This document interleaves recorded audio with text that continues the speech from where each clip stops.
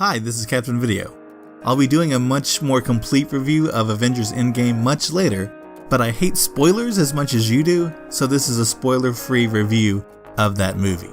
But this may come across as vague because I'm not going to be able to refer to specific things in Endgame in a review that avoids spoilers. So instead I'm going to do, I'll say it, whatever it takes. Here we go. Whatever it takes.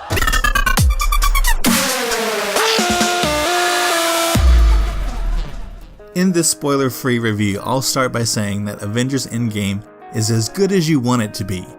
For a movie that is, in a way, 11 years in the making, it really is an outstanding film. If you like the MCU films, I think you'll really like this one. If you love the MCU films like I do, you'll really love this movie. I went in, quite honestly, kind of expecting to be disappointed or let down because of the hype. But I wasn't. In fact, I liked Avengers Endgame more than I thought I would, which is saying a lot. Let me talk about a few specific aspects of the movie without referring to any specific characters or locations or plot points. Endgame really is a sequel in every way to Avengers Infinity War, but it's really the capstone, the finale of the past 11 years of Marvel movies. So because the movie is 3 hours long, it manages to make references and callbacks to many, many more MCU films than I was expecting. As a result, there's a huge payoff for the people that love these films most, because the amount of depth in those callbacks it's incredible. It's a love letter to the fans that have made the MCU the most successful franchise in movie history. It does some great things with characters because everyone is experiencing pain and loss after the snap at the end of Infinity War, and you see them deal with that here in different and genuinely surprising ways. I also want to say that while Thanos was the main character in Infinity War, that was his movie, that this storyline puts the focus on our heroes, doing what they need to do to reverse the effects of the snap. Thanos had his moment. This movie has moments, primarily for other people.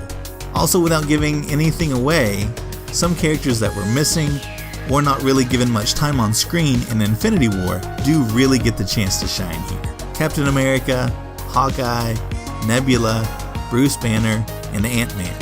For example, if you like Paul Rudd's Ant-Man as a character, you'll have a lot of fun with the Endgame. I know you know that. It's the front door. That's me. Can you buzz me in?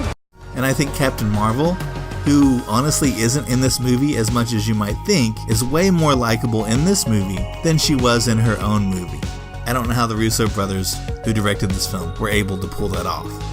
The pacing of this movie, which again is 3 hours long, never suffers, and the excitement and the tension builds to an amazing third act that leads to the biggest, largest, epic moments on screen that we may ever see in a comic book movie, ever. I know that's vague, but when you see it, you'll know what I'm talking about. The big action set pieces toward the end were so engaging that on opening night, there was so much applause and cheering in the theater for our heroes that you would have thought the audience was at a live event watching a fight. And I know you're not really supposed to do that in the theater, but that's how epic and how emotional and how invested the audience was. And I think you'll be that invested too, even if you don't shout or clap or cheer. Speaking of being emotional, if you have any emotional attachment to these characters at all, especially to the original Avengers, you'll cry during this movie. At least I did. I cried more than I thought I would, and honestly at several different times toward the finale. This is chapter 22 of a story Marvel has been telling us since 2008, and it works beautifully.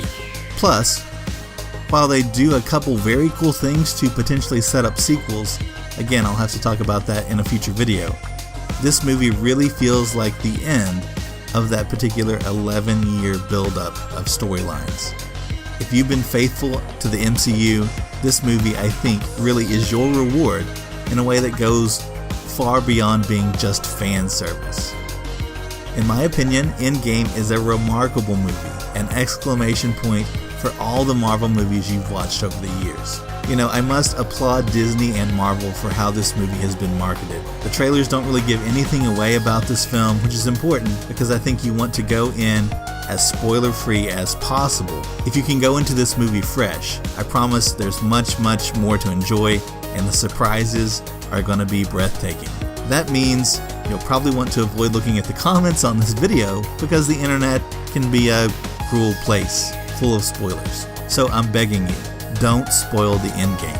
And so until you watch this movie, promise me you'll try to avoid spoilers, okay? It'll be worth it.